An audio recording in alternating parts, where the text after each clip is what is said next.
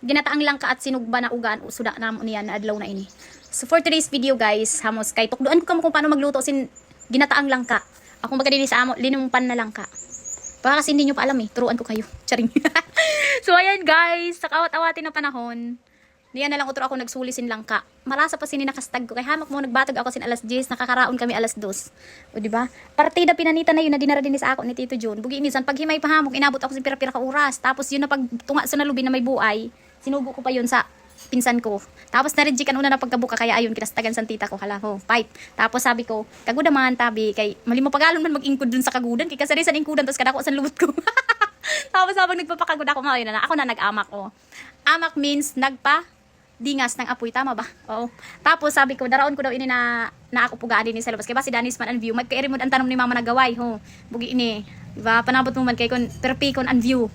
Pero sabi ko pa na sa ako para video na i-focus mo sa subject yadto na pagturo san lunop ho baga ho ang nagkakarastagan yadto na mga intudan og san saging ang mga patubuan ko sin mga buto tapos nasalang ko na ito na ako lang ka pero na ako mga pampalasa inihimo ko pa lang ho diin ka pa bagason bawang sibuyas mauhak yun ang pampalasa din sa probinsya at tipidon maran asad to ng mga ang iba baga pag ang mga mayaman nagluluto pa yung sing kanano-nano na ibuburutang din sa amo sibuyas na sin bawang lang mauna tapos syempre butangan taman yun syempre sin asin pagaw tapos paminta sugad lang son an mga panlasa niya wala na sing kung kanano-nano nakadadaghan pa ho asin hakyo nagluluyap na asin mauna basta maggamay yun nagsin rami pwede na bagaw pwede na ho kay na uya mo nagad ako sinin ng mga kahoy kay maldirek ini na pamarasin mayad kay ginagamitan ko sin bagol kay dani son bagol pag lumaad na diretso nagad na tapos pinarugion ko yun kaya pinakulaan ko muna sin una sa tubig kay basi nagad manamiton kapag marugion kasi gusto ko talaga sa langkaan manamiton tapos mao yun habang sige pan aso bago ko mahugas muna ako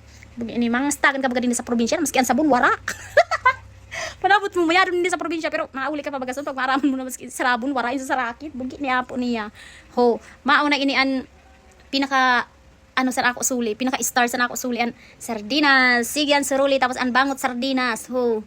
Dini sa amo sa Bicol mabintahon ang sardinas kay mawan pambangot sa mga sulihon. Bugi ini pagbuburon ihon kita sinisang kasar sardinas. Mas kinano na sulihon ang bangot kun diri ugati na pa sardinas. Uya ho kay mas madali magbakal san sardinas kita. Sayo na maharang, sayo na diri. O di ba? Basi mga kakaraon ng tiro pa mga kabataan, pero mga kabataan kun diri gud kakaraon pa. Inaaradalan ko pa lang kung paano sila mga kakaraon sin pa diyo para kay alas 2 na ako sinin nakatapos. Si mama ko hali sa bungto. May daradara ng fried chicken para sa mga bata. Ako maligaw pa doon makaon. Bari hanggang buwas ko pa ini na sila. Tapos kastagan ko pa magsugbasin uga na pagkadaghan. Pero sa totoo lang, pang vlog lang ko dyan sa kadaghan sa uga. Ako lang din sa makaon. Hanggang buwas ko pa yun alas 12. Bugini. Marasa pa sinin nakabablog kasi maski diri ka tiluluto, makaluto ka at maski diri ka may gusigusan ka. So binutang ko ng panduwa na lunop ho.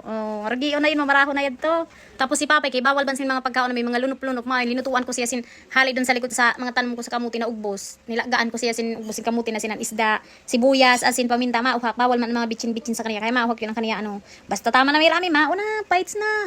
Karaon na kami. At kay bagaw ko nga, pwede na to.